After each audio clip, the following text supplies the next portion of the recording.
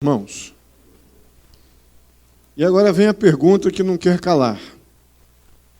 Melhorou alguma coisa passarmos a reunião para 8 horas? Sim ou não?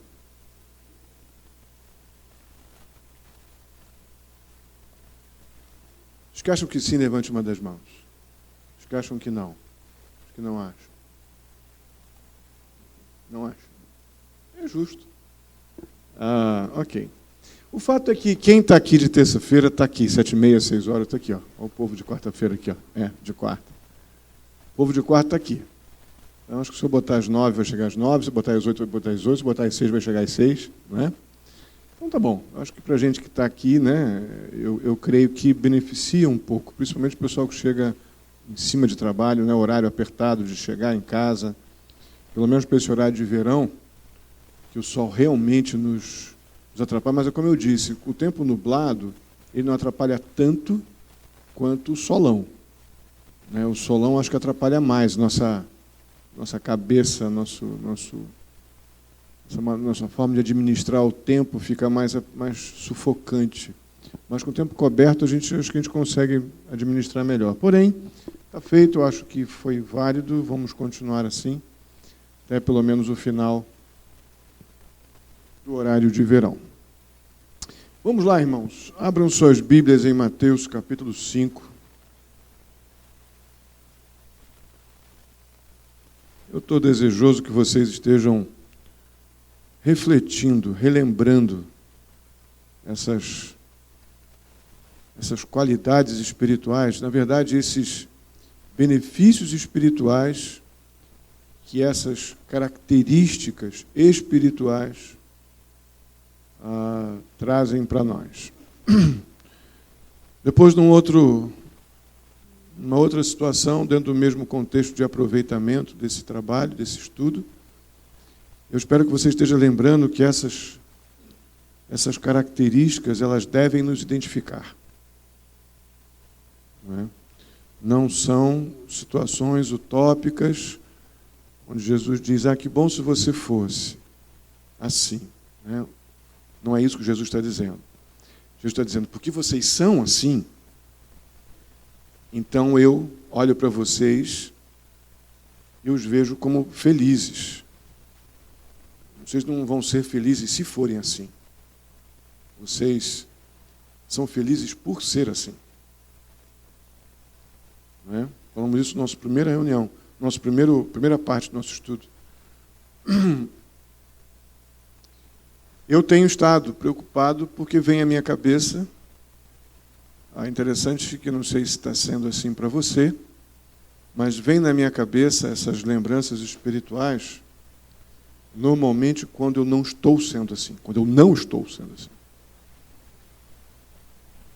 Vem uma cobrança que eu vejo como benéfica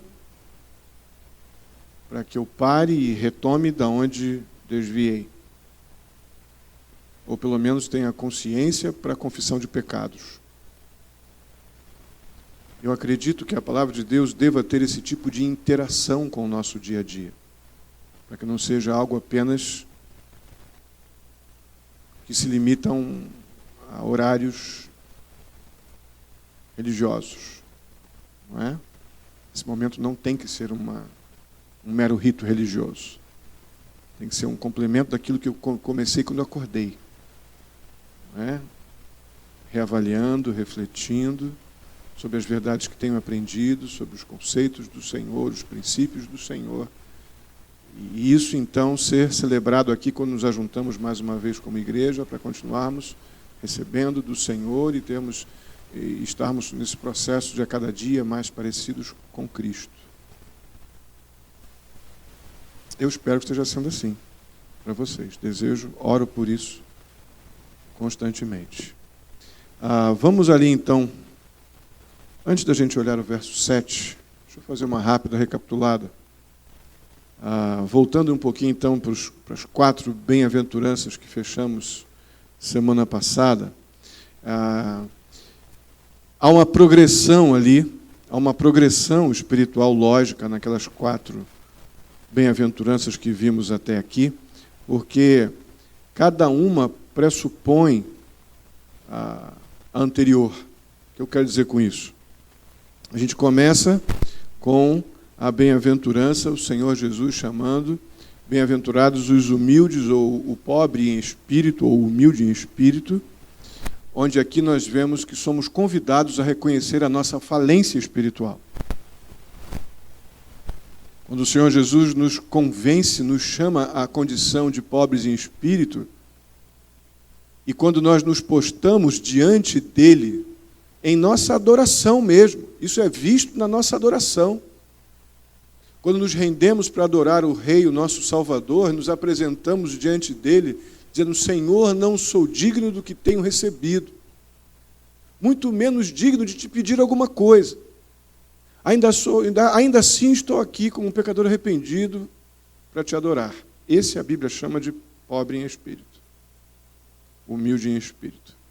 É aquele que, quando o Senhor me contempla adorando, ele vê: eu vou, sem dúvida alguma,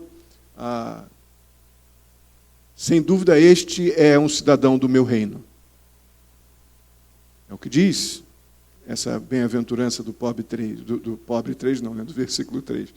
Bem-aventurados os pobres em espírito, pois deles é o quê? É o reino dos céus.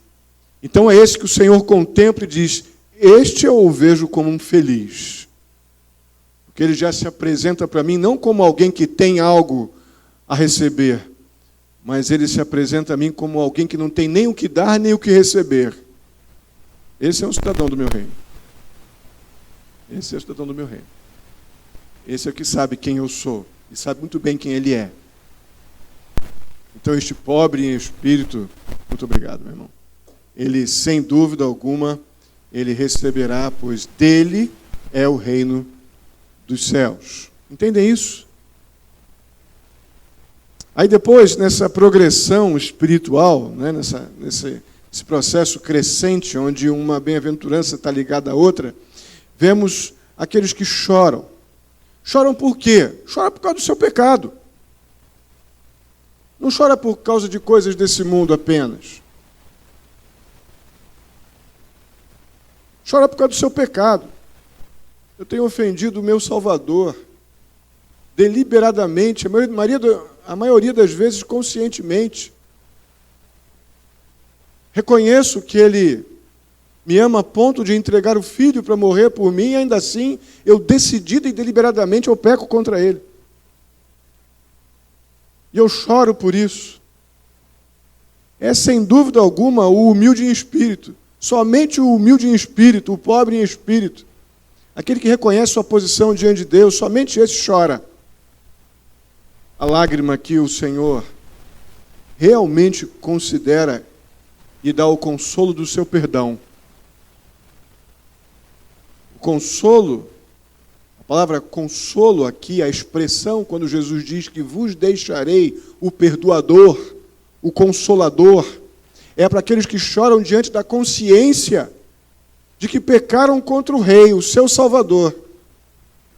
E o consolo é a convicção de que Deus providenciou o meio para que eu não esteja separado, banido das realidades celestiais. E o meio é Jesus Cristo, que morreu pelo meu pecado para que eu fosse reconciliado com Deus e não fosse mais o inimigo que até então, antes da minha confissão, eu era. Então esse humilde de espírito, ele chora por causa dos seus pecados. E o Senhor o consola. Aí depois disso nós vemos os mansos. São aqueles que definimos, né, que eles têm uma humildade no sentido de não negarem a realidade do seu próprio pecado e não se ofenderem por isso, quando de alguma forma são lembrados disso. Se expressam gentilmente diante da realidade do seu próprio pecado. Esses são os mansos. Essa é a definição que vimos semana passada. E não há a menor dúvida que esses estão dentro da mesma categoria, a ligação com as realidades anteriores. Esses, sem dúvida, entenderam a realidade da pobreza espiritual, da falência espiritual, eles choram e confessam isso diante de Deus, e têm um comportamento condicionado a essas realidades diante de Deus.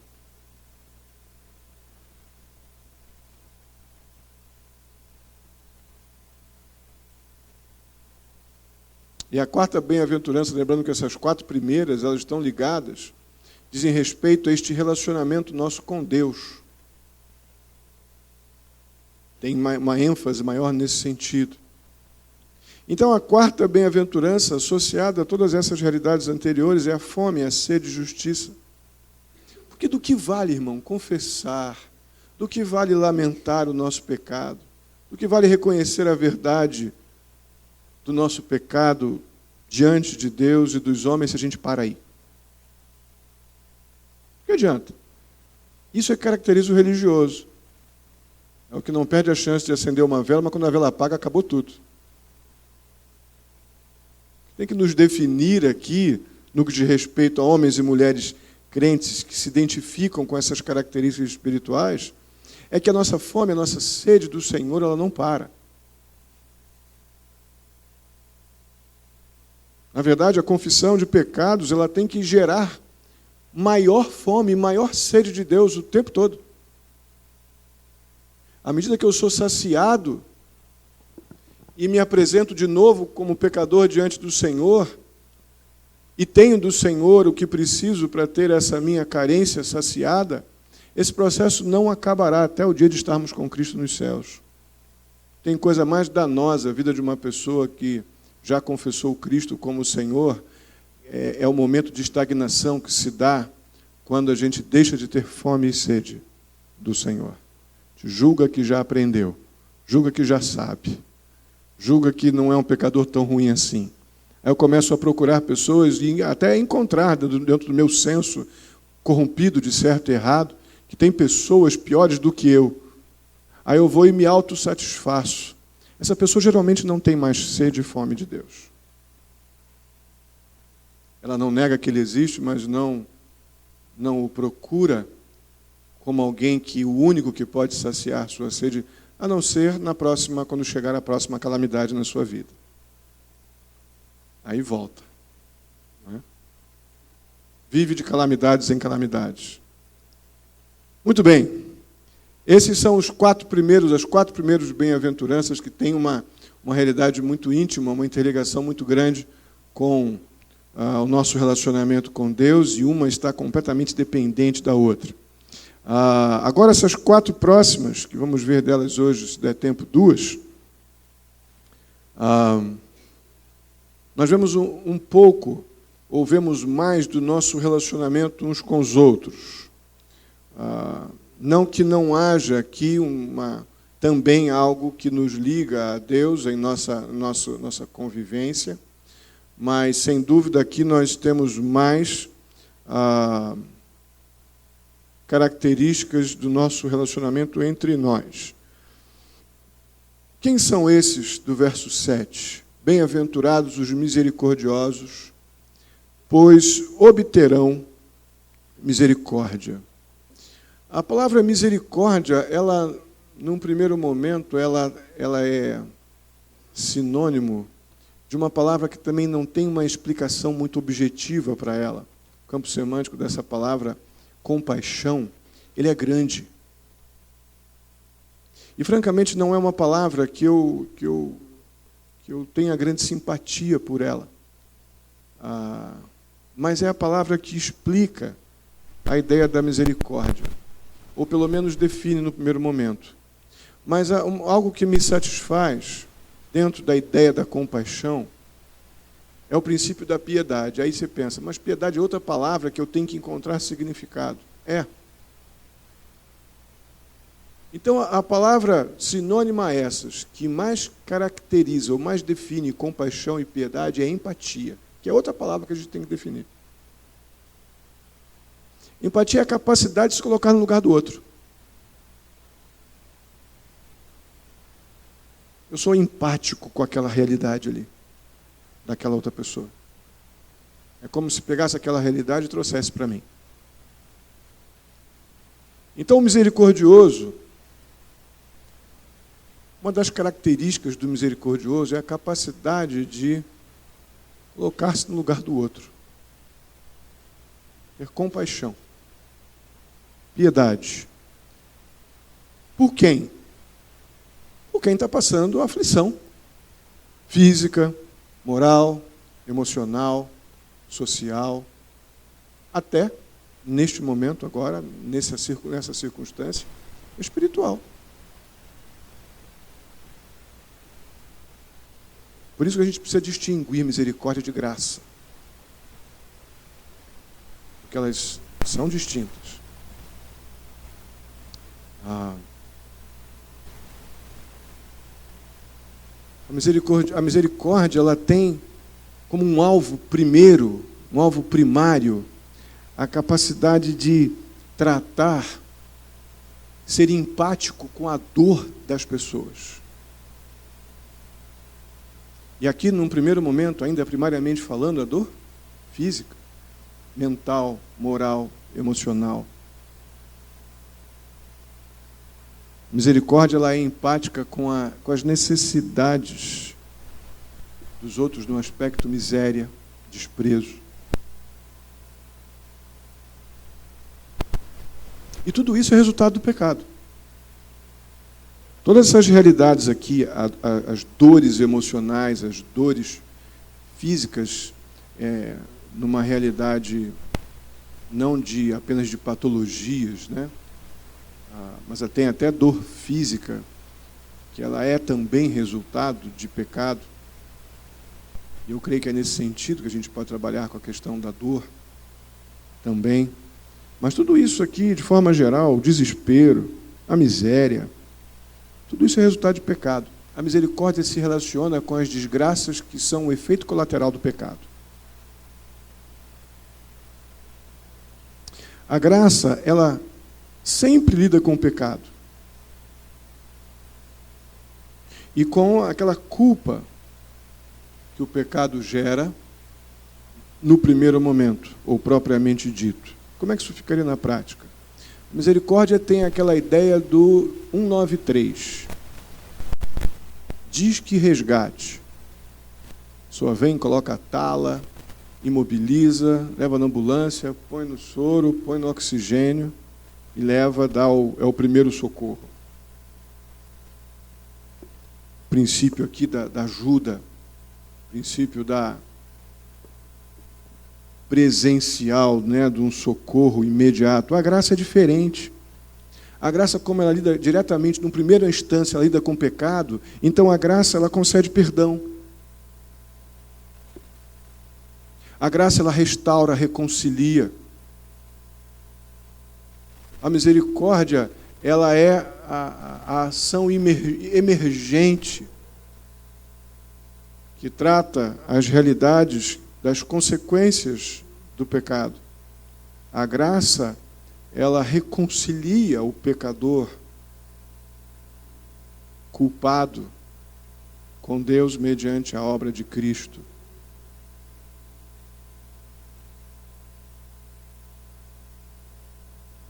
Interessante que aqui, na mensagem do Sermão do Monte, Jesus não tem essa preocupação de especificar exatamente as categorias de pessoas que ele tinha em mente quando ele ministra, quando ele ensina sobre essas situações.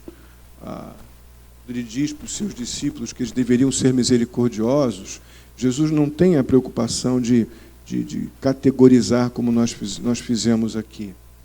Mas o fato é que, à luz das Escrituras, essas questões distinguem, porque existe uma distinção entre misericórdia e graça. O que nós vemos aqui é que o nosso Deus é um Deus misericordioso.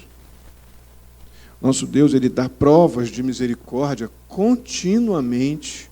Eu vi uma situação onde a gente vê misericórdia de Deus. Essa questão dos refugiados na Europa está dramática, né? No Oriente, direção à Europa. E vocês devem ter visto também um pescador, não lembro qual desses mares aí, mas naquela direção próximo da Turquia. Ele viu à distância, no oceano, um um colete boiando. Colete boiando. Ele virou o barco e foi lá pegar o colete. No que ele pegou o colete, veio uma criança de uns 5 anos no colete, pendurado. Vocês viram? E, pela misericórdia de Deus, aquela criança botou água salgada para fora, respirou e encontrou, quando chegou na Turquia, os pais estavam lá. Um negócio assim, uma coisa que tu fica olhando e não acredita, né? Como é que pode? Eu vejo essa realidade, que Deus, nosso Deus, é um Deus misericordioso. Que até mesmo pessoas que não vão ter o encontro com Cristo, eu não sei quem são, mas essas pessoas existem. Até essas estão debaixo dessa realidade. Deus dá provas de que Ele é misericordioso o tempo todo. Por isso que nós, como cidadãos do reino de Deus, devemos também exercitar misericórdia e não escolher para quem ou a quem eu vou exercitar misericórdia. Porque Deus faz isso o tempo todo. Quando dá chuva para mim, para aquele ali que blasfema dele, é aquilo que na teologia chamamos de graça comum. Mas, na verdade, se a gente olhar nessa caracterização que eu criei aqui, isso está muito mais para a misericórdia do que para as realidades bíblicas, teológicas da graça.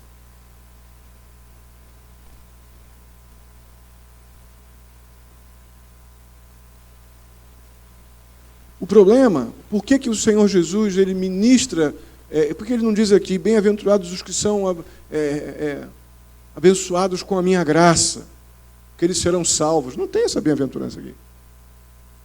Mas tem bem-aventurados os misericordiosos, porque receberão misericórdia. Sabe por quê? Porque não é característica do homem ser misericordioso com ninguém, a não ser com aqueles preferidos.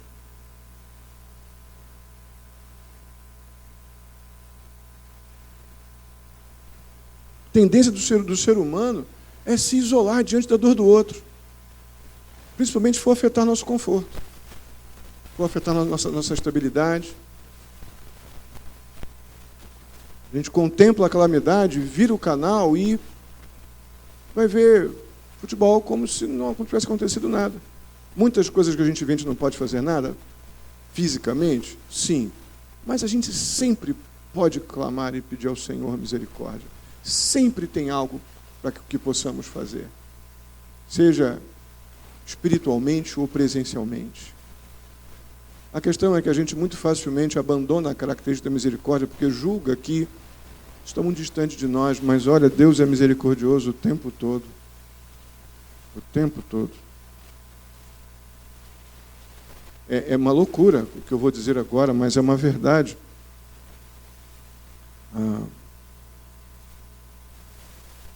O ser humano natural, eu digo natural, é aquele que ainda não tem a Cristo como Senhor da sua vida.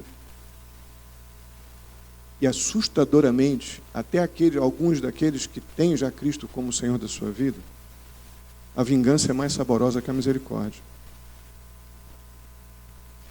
Que provavelmente, da misericórdia, você não vai ter nenhum tipo de retribuição. Mas da vingança você sente um gostinho na boca. Isso é assustador. Partindo do princípio que nós fomos alcançados, sim, pela graça, mas a preservação da nossa vida até a graça nos transformar aconteceu por causa de uma misericórdia inexplicável. Inexplicável. Ninguém aqui nasceu dentro da igreja. Ninguém aqui foi crente desde bebezinho. Nós sabemos de onde viemos. E o que nos preservou até o dia desse encontro gracioso com a graça soberana e salvadora do nosso Deus foi o fato de que o nosso Deus é misericordioso. Não tem prazer nenhum na morte do ímpio. E a gente se escolhe muito facilmente com quem vai ter misericórdia. É assustadora essa realidade aqui, que muitas vezes a vingança, ela é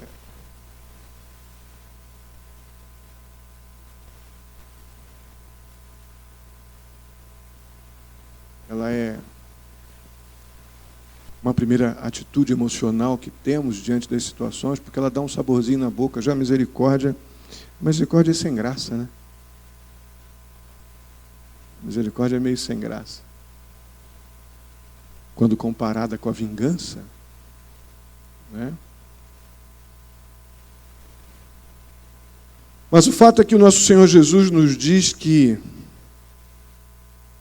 aqueles que demonstram misericórdia receberão da parte de Deus o quê? Misericórdia.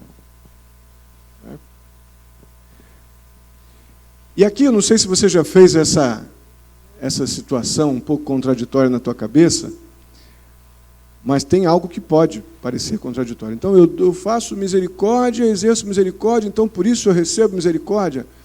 Algum tipo de barganha aí? Não, isso é uma contradição com o que aprendemos nas Escrituras, que Deus não nos dá segundo aquilo que damos para Ele, porque entraria em conflito até com a pobreza em espírito. Não é? Não temos o que dar, não temos o que pedir, não temos o que receber, porque não merecemos, já fomos abençoados com o perdão de Deus, que é algo que não vamos ter como explicar isso, esse tipo de amor, jamais. Mas aconteceu. Então, como é que agora eu dou misericórdia por ter dado eu recebo? Como é que funciona isso? Não é que nós possamos merecer misericórdia, irmãos, da parte de Deus através da misericórdia, ou perdão através do perdão. Não é essa a ideia proposta aqui. Mas a gente não pode receber misericórdia e perdão de Deus se não nos arrependermos. E não podemos proclamar que nos arrependemos dos nossos pecados se nós não formos misericordiosos com os pecados dos outros. Está tudo interligado. Entenderam a ideia? Não tem como eu poder receber misericórdia e perdão de Deus se eu não me arrepender do meu pecado. E eu não tenho como proclamar que sou pecador e ter os meus pecados perdoados por Jesus se eu não tiver misericórdia daquelas pessoas que pecaram contra mim ou dos pecados dos outros.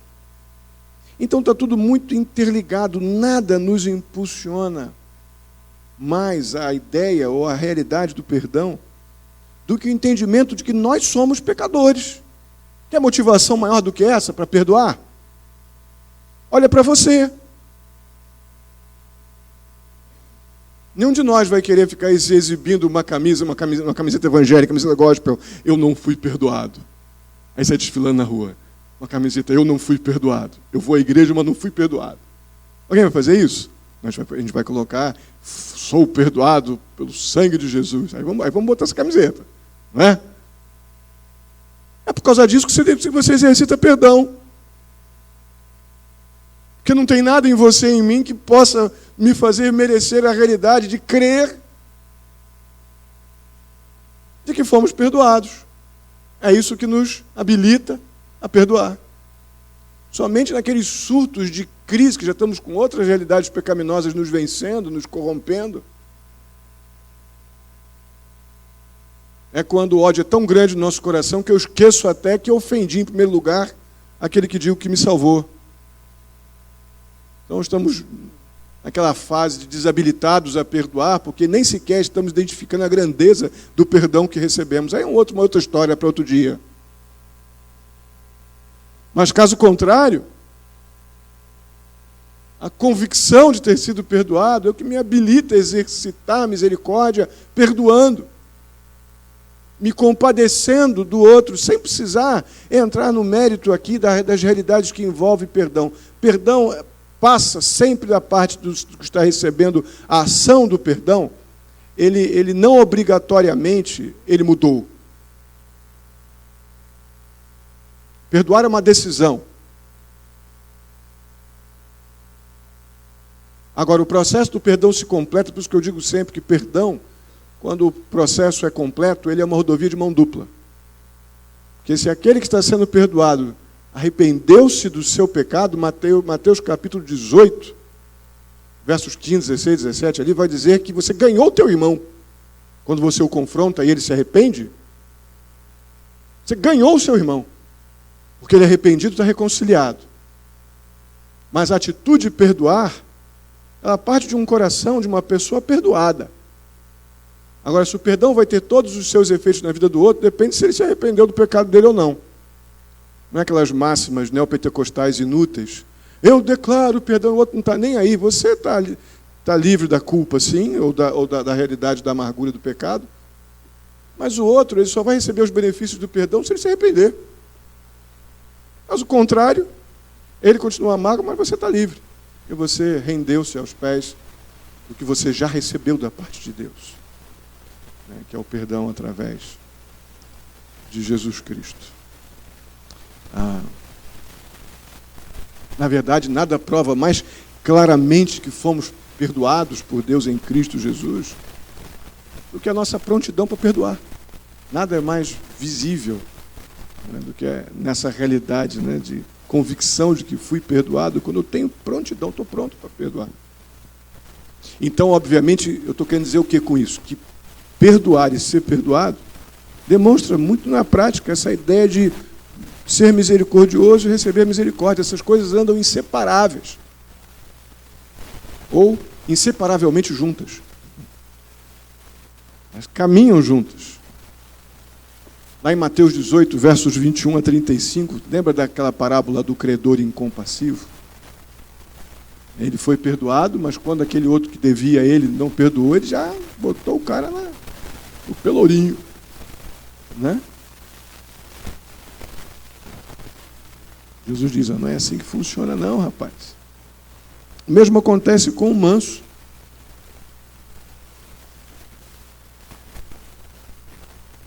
O manso, ele naturalmente, ele é misericordioso.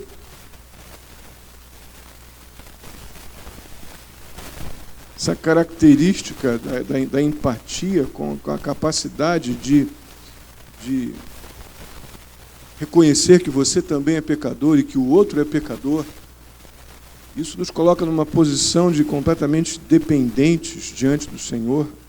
Ser manso, sem dúvida alguma, nos faz reconhecer que nós somos, sim, pecadores. Ser misericordioso, então, ter aquela compaixão, aquela empatia, aquela clemência dos outros. Por quê? Porque eles também são pecadores. O que nos afeta muito nesse momento de manter juntos mansidão e misericórdia é a nossa facilidade com que nós nos identificamos com esse credor incompassivo. Rápidos para receber perdão, mas demorados para ministrar ou dispensar perdão. A gente viu que isso não passou barato por Jesus, não.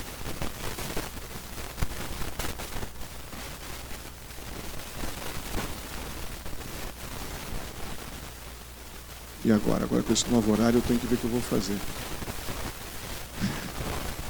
Nós temos aqui os limpos de coração. Vamos deixar os limpos de coração para a semana que vem. Vamos orar por isso que falamos agora. Porque essa realidade do exercitar misericórdia relacionada com a mansidão e com o perdão que recebemos, vocês estão percebendo a dinâmica que há nisso? O Senhor Jesus está falando nesse Sermão do Monte de algo que está em movimento o tempo todo, não de uma coisa estática. Está falando de relacionamentos. Relacionamento com Ele, relacionamento entre nós. Relacionamentos, irmãos, a não ser que você se tranque no banheiro e viva sozinho, sem ninguém nem sequer preocupado contigo, coisa que não é o fato, não existe isso. Nós nos relacionamos o tempo todo. E nessa prática desse relacionamento, nós somos exortados de que o padrão da nossa convivência com o Senhor e com as pessoas parte dessas características do cidadão do céu. Nós somos confrontados a repensar o quanto eu, de fato, vivo como um cidadão do céu. E quando não vivo, quando tenho muitas inclinações terráqueas ou terrestres, melhor, né? Como que eu me conduzo, espiritualmente falando, diante daquele que me salvou e me deu perdão? É algo que me faz, mais uma vez, voltamos ao Sermão do Monte. Eu choro diante do Senhor porque estou tendo mais reações terrestres ou terráqueas do que espirituais, do que de um cidadão do céu. Eu choro. Isso me faz lamentar diante do meu Deus. Eu me ofendo quando alguém me confronta e me mostra essa sua postura é pecaminosa. Lembra que eu falei sobre o manso? O manso diz muito rapidamente, não, eu sou pecador. Mas a gente vai ver se ele é manso mesmo quando alguém chega perto dele e diz assim, rapaz, você tem pecado nessa área. Aí vamos ver se o cara é manso mesmo. Porque você dizer sobre você alguma coisa é ótimo. E quando alguém viu e foi te confrontar, a tua postura de sujeição e humildade, reconhecendo que você é pecador, ou está muito terrestre ainda estão muito terrestres as suas reações. Isso precisa nos afetar. Precisa. Eu tenho estado muito reflexivo sobre o quanto as coisas do céu me afetam. Se alguém disser que você vai perder seu emprego amanhã se você não fizer alguma coisa X ou Y, que não bate com as Escrituras, mas você identifica que não é nada tão moral assim, que dá para... Eu não posso perder meu emprego, afinal de... Aí começa a espiritualizar. Deus me deu esse emprego, então eu posso mentir, eu posso fazer algumas coisas bem terrestres, bem carnais, bem desse mundo, e abrir mão de verdades que me definem como cidadão do céu. É provável que eu tome as atitudes terrestres para não perder o emprego. É muito provável. A não ser que Jesus apareça ali, encarne na tua frente, e você não vai para o céu, você vai morrer amanhã. E você não vai para o céu, porque se você fizer... Aí eu não, pode perder, vou morrer amanhã, Senhor. Não, pode botar minha conta aí, pode fechar minha conta. Embora, Jesus. Caso contrário, irmãos, nossas escolhas são muito estranhas. Até quanto a nossa cidadania celestial afeta a minha dinâmica de vida terrena? Estamos vendo aqui coisas do nosso dia a dia. Nada de tão distante de nós, pelo contrário. Eu creio que o grande desafio nosso é clamar ao Senhor que a gente, a cada dia da nossa vida cristã, nesse processo de santificação, que vai nos conformando a cada dia à imagem do Senhor Jesus Cristo, nos tornando mais parecidos com o nosso Salvador, que é a nossa referência de santificação. A gente vai diminuindo essa distância entre o cidadão do céu e o terráqueo. Eu preciso ser um cidadão do céu na terra. Eu não posso ser um terráqueo com simpatias celestiais. Nós precisamos ser cidadãos dos céus, como dizia um professor meu, e as Escrituras dizem, né? Lembro do pastor Davi Mann, quando ele dizia, nós somos estrangeiros. Vamos orar por isso? Vamos ficar de pé. Semana que vem a gente vê os limpos de coração.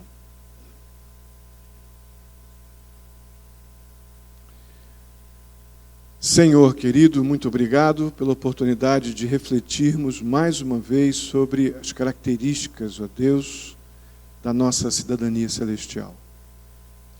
Que possamos, ó Pai querido, nos apegar a isso, ó Pai, com muita coragem, com força, com coragem vinda do Senhor, com comprometimento espiritual, com alegria. Porque uma vez habitados pelo Teu Espírito, ó Deus, essas virtudes do Senhor, elas precisam ser mais evidentes do que as características que carregamos, ó Pai, da nossa humanidade decaída. Eu peço ao Senhor que nos capacite, mediante o Teu Espírito, ó Pai, a termos mais cuidado com as nossas